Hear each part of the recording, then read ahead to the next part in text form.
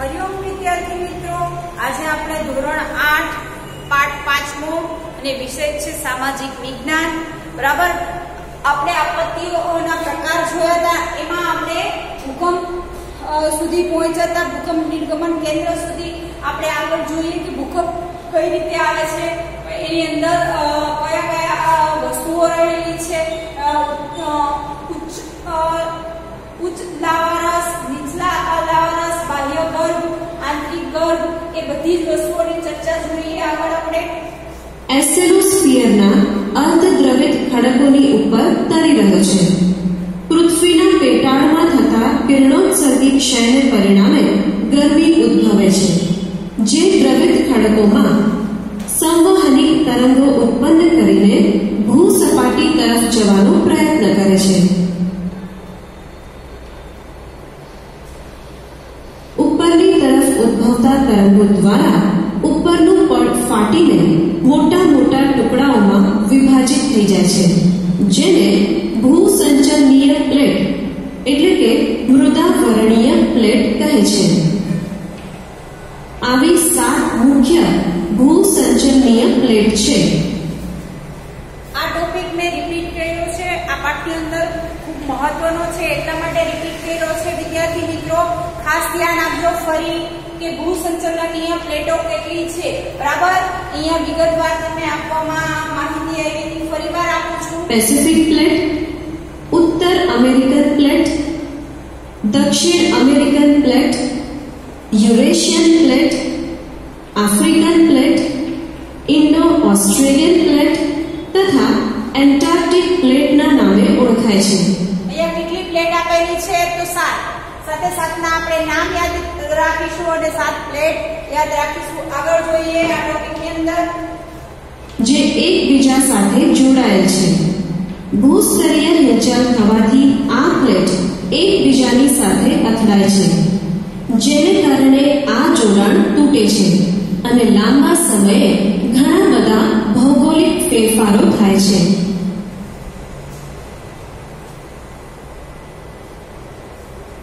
પૃથ્વીના પેટાળમાં થતા ઝડપી ભૂસંચલન અને દબાણને કારણે ભૂસપાટીનો અમુક નબળો ભાગ એકાએક વેગથી ધ્રુજી ઉઠે છે। આ આકસ્મિક ધ્રુજારીને ભૂકંપ કહે છે।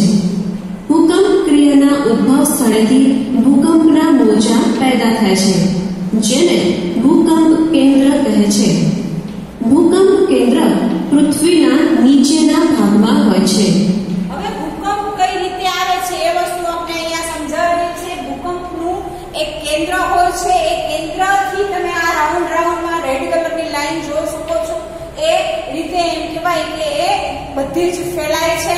બરાબર, એ જે પરિસ્થિતિ છે ભૂકંપની, એ કઈ રીતે ધીમે ધીમે બધી સુધી જે સેન્ટર હોય, સેન્ટરથી લઈને તમે જોઈ શકો છો કેટલી દૂરી સુધી આની અસર આપણે જોવા મળે છે ભૂકંપની।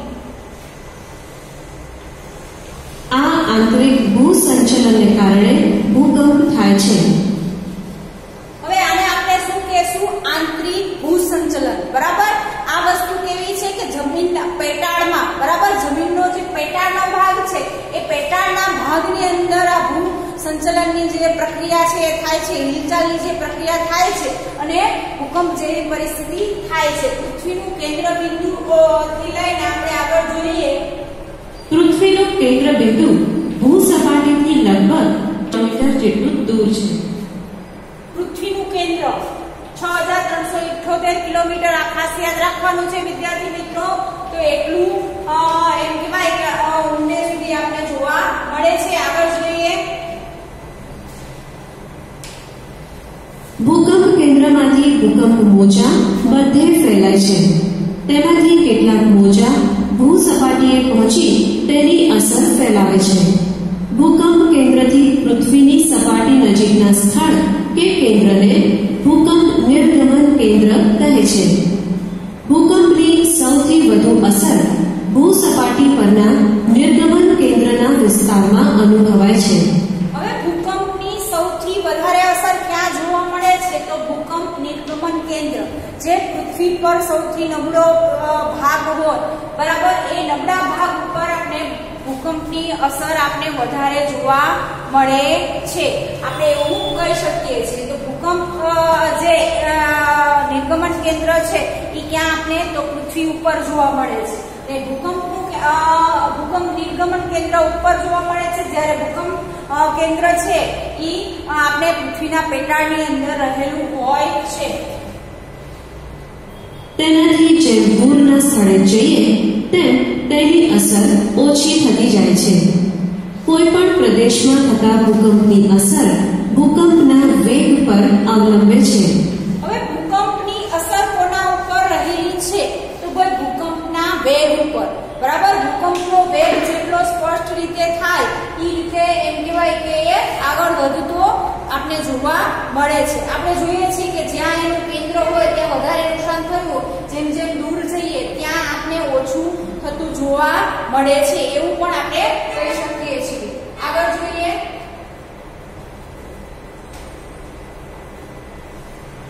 ભૂકંપ આલેખન યંત્ર એટલે કે સિસ્મોગ્રાફ દ્વારા ભૂકંપનું ઉદ્ગમ સ્થાન અને વેગ એટલે કે તીવ્રતા જાણી શકાય છે. હવે ભૂકંપ માપવા માટેનું જે સાધન છે એની તીવ્રતા કેટલી હતી, બરાબર, કેટલી તીવ્રતા વાળો ભૂકંપ હતો એ આ સાધન દ્વારા આપણે જાણી શકીએ છીએ. આટલું સંશોધન થયેલું છે, બરાબર. તો એને આપણે શું કહીશું? ભૂકંપ આલેખન યંત્ર. બરાબર, ભૂકંપ આલેખન યંત્ર દ્વારા આપણે જાણી શકીએ કે જે જગ્યાએ ભૂકંપ આવ્યો છે એની તીવ્રતા કેટલી હતી. એ ઉપરાંત આવનારા ભવિષ્યની અંદર ભાઈ કયા સમયે ભૂકંપ આવવાનો છે, કયા સમયે એમ કહેવાય કે કઈ ઘટના પણ બને છે એની આગાહી પણ કરવામાં આવે છે. તો એ આગાહી પણ આવા એમ કહેવાય સાધનોની મદદથી વૈજ્ઞાનિકો આપણી સમક્ષ કરતા હોય છે. આગળ આપણે જોઈએ.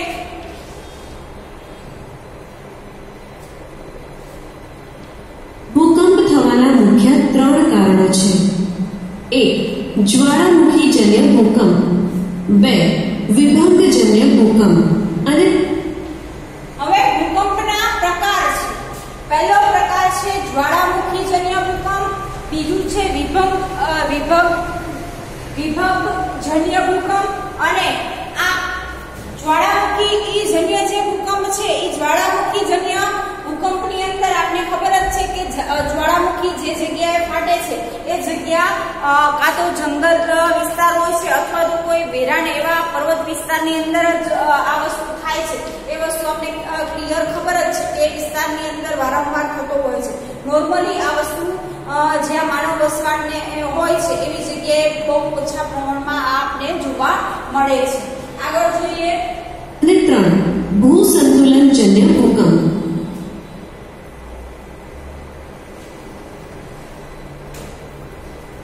તમારા નજીકના વિસ્તારમાં ભૂકંપ આવે તો તમે કઈ રીતે બીજાને મદદરૂપ થશો? જો નજીકના વિસ્તારમાં ભૂકંપ આવે તો ત્યાંના લોકોને ખુલ્લા મેદાનમાં ચાલ્યા જવા સલાહ આપવી. હવે અહીંયા આપણે પ્રશ્ન કરેલો છે ભૂકંપના 3 પ્રકાર બતાવ્યા, બરાબર. એવું પ્રશ્નની અંદર પૂછવામાં આવે ભૂકંપના કેટલા પ્રકાર છે તો આપણે યાદ રહેવું જોઈએ કે ભૂકંપના 3 પ્રકાર છે, બરાબર. એ પછી આપણે પ્રશ્ન કીધો કે તમારી આજુબાજુના વિસ્તારમાં ભૂકંપ આવે છે તો તમે લોકોને શું સલાહ આપશો, બરાબર. આપણે જોઈએ છીએ કે આપણે અમદાવાદ શહેરની અંદર રહીએ છીએ તો મોટા ભાગના લોકો આપણે બહુમાળીની અંદર રહીએ છીએ. બહુમાળી એટલે કે ફ્લેટની અંદર રહીએ છીએ. તો આપણે ફ્લેટની અંદર 4થા માળે 5મા માળે રહેતા હોય ભાઈ એ લોકોને શું સલાહ આપશું, બરાબર. કે ફર્સ્ટ ફ્લોરે રહે છે ભાઈ એવા લોકોને આપણે શું સલાહ આપશું તો ભાઈ તમે ખુલ્લા મેદાનની અંદર ચાલ્યા જાઓ. આપણે ખબર જ છે કે મોટી મોટી ઇમારતોની અંદર સૌથી વધારે નુકસાન થતું આપણે જોવા મળે છે. ક્યારે? તો ભાઈ ભૂકંપ આવે છે ત્યારે. આગળ જોઈએ. ત્યાંના લોકોને વૃક્ષો, થાંભલા કે બહુમાળી ઇમારતોની નજીક ના ઉભા રહેવાની સલાહ આપવી, બરાબર. બીજી કઈ સલાહ આપશું? ખુલ્લા મેદાનમાં જવાની. એ ઉપરાંત તમે જુઓ તો વૃક્ષોથી આગળ રહો, થાંભલા કે બહુમાળી ઇમારતથી આપણે દૂર રહેવું જોઈએ. આપણે ભૂકંપ આવે ત્યારે આપણે ખબર જ છે કે ઘણી બધી પરિસ્થિતિઓનું નિર્માણ થાય છે. વૃક્ષો પડી જાય છે, લાઇટના થાંભલા પડી જાય છે, મોટી મોટી ઇમારતો પડી જાય છે.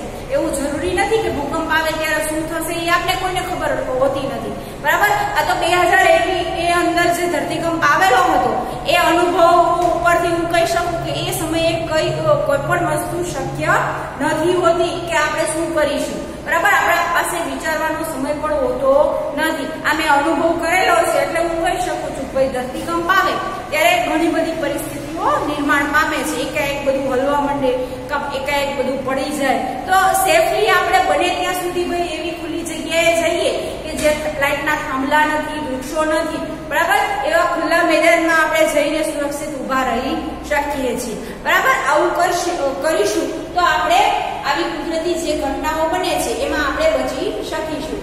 આગળ જોઈએ. ત્યાં પહોંચીને ધક્કા મૂકી ને ચીસાચીસ ન કરવી કે ન કરવાની સલાહ આપવી. હવે આપણે કોઈ તમે જુઓ, હવે મેં 2001ની સાલમાં જે ભૂકંપનો અનુભવ કર્યો એ સમયે લોકો એમ કહેવાય કે જે લોકોને ખ્યાલ હતો કે આ ધરતીકંપ છે એ લોકો ફટાફટ ઘરની બહાર આવી ગયા, બરાબર. અને હવે તમે વિચારો કે એ સમયે મારી ઉંમર બહુ નાની હતી, એ સમજ શક્તિ નહોતી કે આ શું બને છે એ વસ્તુ હું સમજી શકતી નહોતી. ભાઈ અચાનક આટલું બધું કેમ મારું ઘર ધ્રુજવા માંડ્યું, બરાબર. તો એ વિચાર કરતા કરતા એમ કહેવાય કે હું નીકળી, ભાઈ બધા કેમ બહાર નીકળ્યા છે ઘરની બહાર. તો ત્યારે બહાર નીકળ્યા પછી ખબર પડી કે ભાઈ ધરતીકંપ આવ્યો. બહાર નીકળ્યા તો આજુબાજુના બધા જ ઝાડ છે, થાંભલા છે, બધું હલતું હતું, મકાનો હલતા હતા, બરાબર. પાણીની ટાંકીઓ હતી એ હલતી હતી. તમે વિચારો કે આ બધું દ્રશ્ય જોયા પછી આપને એમ થાય કે ભાઈ આ થયું છે શું કામ કે આપણે ક્યારે અનુભવ કર્યો નથી, બરાબર. એ અનુભવ પછી હું કહી શકું છું ભાઈ આપણે સલામત સ્થળે જઈ અને આપણે શાંતિથી ઉભા રહેવું જોઈએ, બરાબર. ચીસ કરીએ ને બીક લાગે છે એવું કહીએ તો આપણે એ સમસ્યામાંથી બહાર નીકળી શકીએ નહીં. અને આપણે જોઈએ છીએ ઘણા લોકો આવી પરિસ્થિતિમાં ગભરાઈ જાય છે, તો એવા લોકોને આપણે શાંતિથી ભાઈ સેફ જગ્યાએ લઈ જવા જોઈએ, બીજાને મદદરૂપ થવું જોઈએ, નહીં કે ચીસાચીસ ને બૂમાબૂમ પાડી અને આપણે જે સમસ્યા આવી છે એ સમસ્યાને સોલ્વ કરવાનો પ્રશ્ન કરવો જોઈએ. ભાઈ એ સમસ્યા સામે ચીસાચીસ ને બૂમાબૂમ કરવાથી આપણે કાંઈ ફાયદો થવાનો નથી, ઉલટાના આપણે વધારે પ્રોબ્લેમનો સામનો કરવો પડશે. એટલે એવા સમયે આપણે શાંતિ રાખવી જોઈએ અને લોકોને પણ ભાઈ સલાહ આપવી જોઈએ કે ભાઈ શાંત રહો. અફવાઓ ફેલાવતા અટકાવવું. ત્યાંના લોકોને કાચના બારી બારણાથી દૂર રહેવા સલાહ આપવી. હવે તમે વિચારો કે જે જગ્યાએ ધરતીકંપ એકવાર આવ્યો છે તેનો મતલબ એવો નથી કોઈ ફરીવાર નહીં આવે. એની અસર અમુક સમય સુધી રહે જ છે. તો એ સમયે વારંવાર એમ કહેવાય કે ટીવીના માધ્યમથી, બરાબર. અત્યારે આપણે જોઈએ છીએ કે સ્માર્ટફોનની એ સમયે 2001ની અંદર શોધ થઈ નહોતી. એમ કહીએ ટેલિફોન અને મોબાઈલ ફોનની હજી શરૂઆત જ થઈ હતી એવું કહી શકીએ 2001ની અંદર. તો એ સમયે કોઈ એવું નહોતું માધ્યમ કે જેના દ્વારા લોકોને જાગૃતિ આપી શકે, પણ ટીવીના માધ્યમથી લોકોને જાગૃત કરવામાં આવતા હતા. ભાઈ તમે સલામત સ્થળે રહો, ઘરની બહાર ફટાફટ નીકળી જાઓ, ખુલ્લા મેદાનમાં રહો, બરાબર. શું કામ કે ભાઈ તમને નુકસાન ના થાય, બરાબર. આપણે જોઈએ છીએ કાચના બારી બારણા હશે તો એ ધરતીકંપ આવવાના કારણે ધ્રુજારી ઉત્પન્ન થશે ને એ વસ્તુ કાચની વસ્તુ આપણે ખબર જ છે નોર્મલી જલ્દી તૂટી જાય છે. તો એવી જગ્યાએ આપણે ઉભા રહેવું જોઈએ નહીં. શું કામ કે આપણે વાગી જશે. અથવા તો આપણે જોઈએ છીએ બહુ જૂની ઇમારત હોય, બરાબર. એ ઇમારતની બાજુમાં આપણે જઈને ઉભા હોય ને એ ઇમારત એમ કહેવાય કે ધ્રુજારી આવે ને એકદમ આપણી ઉપર પડી પણ શકે છે ને અકસ્માત થઈ શકે છે, બરાબર. તો એટલે આપણે એમ કહેવાય કે એવા સ્થળોએ ઉભા રહેવું જોઈએ નહીં. આગળ જોઈએ.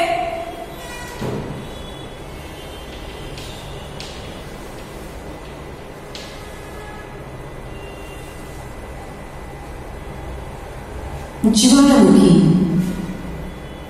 જ્વાળામુખી એટલે ભૂસપાટીના નબળા ખડક સ્તરોમાં પડેલી ફાટ કે છિદ્ર જેમાં થઈને પેટાળનો ધગધગતો લાલ ચોર લાવા વિવિધ કદ આકારના ખડક, રાખ, વરાળ અને અન્ય વાયુઓ બહાર ભૂસપાટી ઉપર ધસી આવે છે.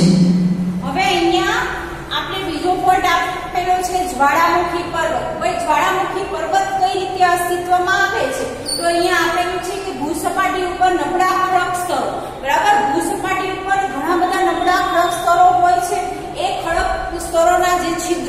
છેવટે નાના નાના અમથા કાણા પણ આપણે જોવા મળે છે. એ કાણાઓ દ્વારા થઈને પેટાળમાં ધબધબતો લાલચોળ લાવા છે એ વિવિધ કદ, આકાર અને ખડક, રાખ, વરાળ અને અન્ય વાયુ બહાર ભૂસપાટી ઉપર ઘસી આવે છે. બરાબર. અહીંયા રેડ કલરનું ચિત્રમાં પણ તમને દર્શાવેલું છે કે ભાઈ લાવા, ધબધબતો લાવા જમીનની અંદરથી બહાર કઈ રીતે આવે છે એ વસ્તુ પણ તમે જોઈ શકો છો. એની અંદર વિવિધ જાતના વાયુ છે, વરાળ છે, રાખ છે અને ખડક પણ છે. આગળ જોઈએ આપણે.